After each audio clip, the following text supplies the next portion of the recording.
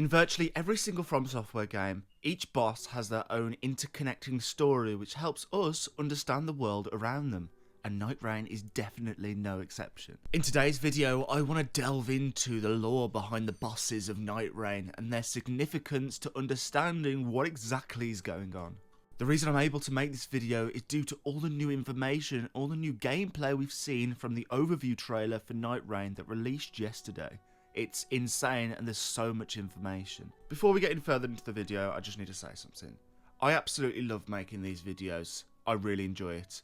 But one of the other main reasons is I want to make the best content possible for those that are watching it, and to make it as entertaining as possible. I try and improve with every single video, trying to make it as enjoyable as possible, but it's really hard to do that when it's coming from my perspective.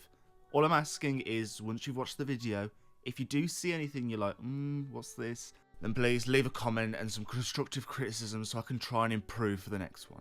Enough of that though, please friends, sit back, relax, grab some succulent, juicy, tender and sensational prawns if you want, and enjoy.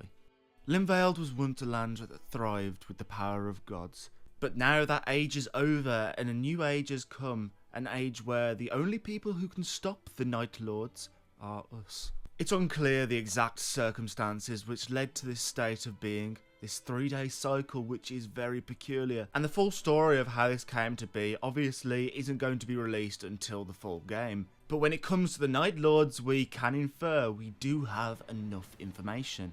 I'm definitely going to delve into every Nightlord we know about right now, but firstly I want to talk about how they actually came to be and the possibilities surrounding it. I've long been of the theory that Nightreign takes place in a world post some sort of age related to those of the Eternal Cities. The beings that inhabit the Eternal Cities definitely have the power to overthrow the surface and make a new world for themselves. The Nox are most likely the same species as the Newman, who are the same species as the Shaman. Further proof of this is, next to some of the Eternal Cities, you'll notice these ants. These ants actually hold Newman runes inside of them. The Newman are also known as the Shaman. Now, the Newman and the Shaman, and possibly even the Nox, have the ability to fuse with other beings. I believe that these ants holding these protrusions upon their back, which hold Newman runes so close to the Nox, I believe is further proof that the Nox and Newman are one and the same. But why is this important? Well, this lineage is heavily related to gods. We don't know how the Shaman came about, but they are intrinsically linked to them. The Shaman were basically harvested and used to try and contact divinity inside of the lands of shadow. Marika was able to become a god at the Divine Gate. And the Nox, which are supposedly of their lineage as well, are able to bend the natural order and create silver tears. If anyone was able to remove the influence of God to create their own age separate from them, it would be the Nox, the Newman, or the Shaman. And I definitely believe this is what is going on inside of Nightreign. Further proof lies in one of the opening scenes of the overview trailer, where we can actually see an Eternal City on the fucking surface. Add on to this that we see meteors crashing down inside of the trailer. Add on to that the Nox are obsessed with the stars. I mean, these guys quite literally made their own eternal night above them after they got banished underground. When you consider all of this, it makes me think 100% that whatever's going on is linked to the Nox. But it isn't just the Nox which have contributed to this new age. In fact, the most likely culprit to help them is Radagon. There are 3 characters already that we know of that are linked to Radagon inside of Nightreign. I, the big bad wolf from the actual network test, and this big Centurion guy in the new trailer. Starting off with I, all over his clothes are this sort of cross-stitch pattern. Now, cross-stitch is nothing new. I mean, cross-stitch is probably one of the most common patterns ever. But this particular way of doing it is seen all over Radagon. We see it in his great rune upon the impenetrable thorns. We also see it behind the statues of Radagon. This very same pattern is also seen on Gladius, who is the boss of the network test. Gladius is this 3-headed dog which looks very similar to the red wolves of Radagon. This also definitely could be a coincidence, but Radagon has red hair. It's said to be a curse of the fire giants. Now, what does Gladius use? He uses fire. Could be a coincidence, 100%, but I definitely thought it was worth mentioning. Thirdly, we have this Centurion guy. We don't know what his name is, but his design can infer some really good details. We've seen an image of him previously, but we've never actually seen gameplay, and it reveals so much. Firstly, along its back, along its side, you'll notice piles of red braids. Now these look like the hair of the fire giants. Funnily enough, these braids are actually his own hair. They grow from his Centurion body. But if you actually look at the helmet, you'll notice this darker shade of red which appears out of the helmet.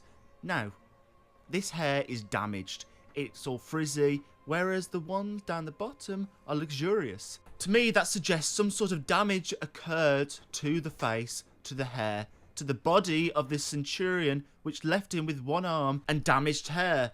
Perhaps that's the reason why he wears the helmet and this armor to cover his body. Adding on to this further is the fact Radagon also is cursed with the red hair of the fire giants.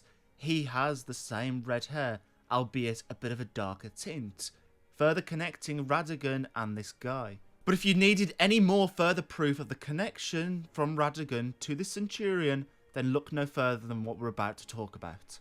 If you look at the hilt of this sword, it's quite hard to see, but if you go in slow-mo, you'll notice it has the very same pattern that we see upon Gladius, upon Eye, and upon Radagon. If you need any more further proof that this guy is in fact connected to Radagon, look no further than its attacks. This golden tint is heavily associated with Golden Order fundamentalism. You'll notice one of the first incantations Mikla created was these rings of light. It was later used in heavy part inside of Golden Order fundamentalism. Hell, the attacks used by Radahn inside of Promised Consort is this very same colour. There is definitely a connection here, and Radagon has a massive role to play in it. And just as the cherry on top, this Centurion guy in the trailer also uses Radagon's attack that he uses in our boss fight. He uses it, and so does the Centurion, further proving the connection.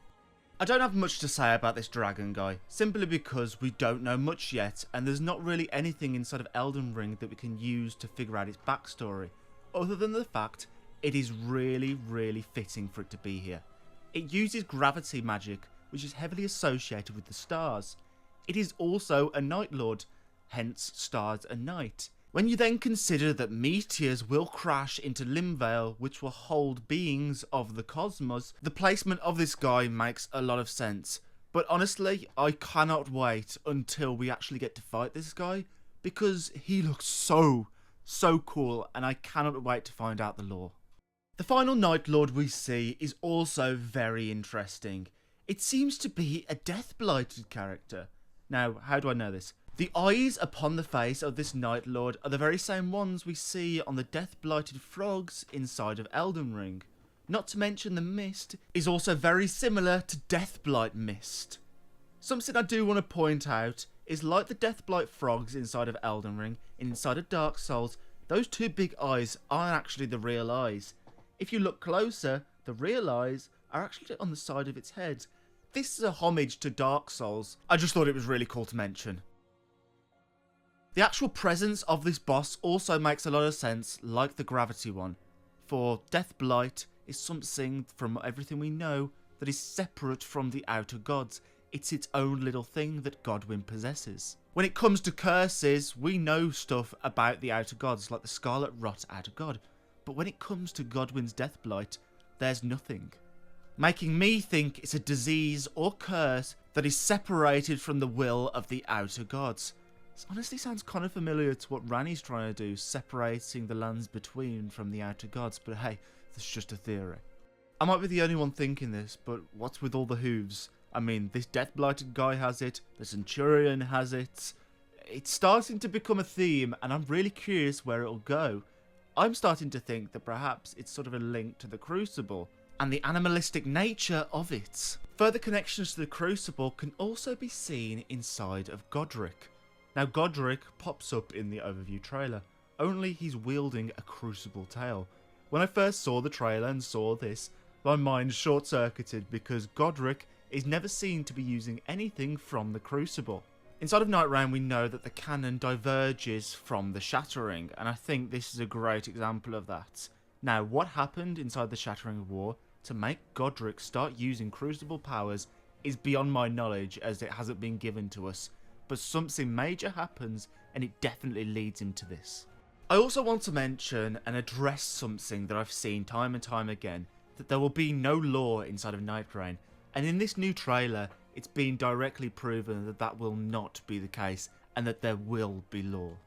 What we know so far is 2 lore avenues. Apparently, when you go into these certain places inside Limveld, you'll be able to find these maps which hold information about the place. The second of which is actually going to be quests, which will help you, the player, understand each of the Nightfarers.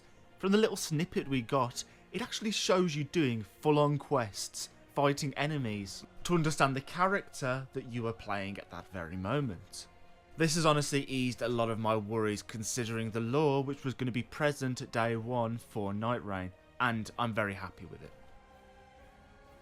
Sadly everyone, that is the end of the video. If you did enjoy, please consider leaving a like and subscribe, as it greatly helps the channel and lets me know you're enjoying this style of content. If you didn't enjoy, drop a dislike and tell me why. I really like this overview trailer. I think it gave us a lot of information and I am even more hyped now than I was before. I'm not going to dilly-daddly anymore. Please friends, don't you dare go hollow, and may you find your worth in the waking world. See you in the next one, and goodbye.